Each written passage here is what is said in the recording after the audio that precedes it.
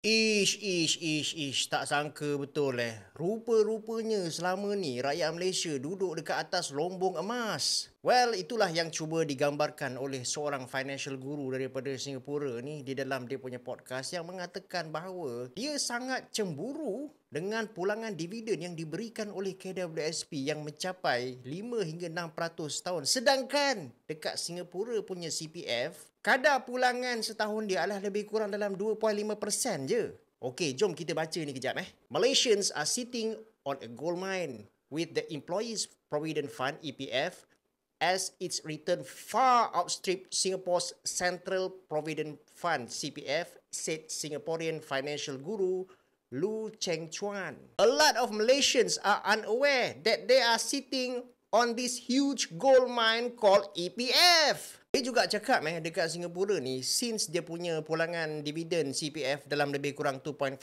je, ini menunjukkan bahawa kadar ni sebenarnya adalah di bawah kadar inflasi. Apa maksud? Kalau kita dapat dividen below inflation.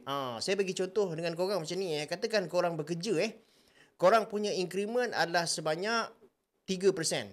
And then inflation 4%. Walaupun nampak macam kau naik gaji, tapi sebenarnya kenaikan gaji kau ni tidak membawa maksud apa-apa sebab kenaikan harga adalah lebih laju daripada kenaikan gaji kau. Dengan kata lain, kalaulah kita simpan dekat satu institution tu yang mana pulangan dividen dia di bawah kadar inflasi, dengan kata lain, kita rugilah. Akan tetapi malangnya sampai ke hari ni masih lagi ada naratif supaya kita habiskan semua duit KWSP ni. Tahun 2 dah habis dah masa COVID. Lepas tu wujudkan pula akaun 3 pun dah kena tarah habis. Ni akaun 1 pun nak kena tarah juga. Dalam satu perkembangan terbaru, PM juga cakap kalaulah pengeluaran itu untuk tujuan kritikal dan terdesak, ia mungkin boleh dipertimbangkan pada masa akan datang.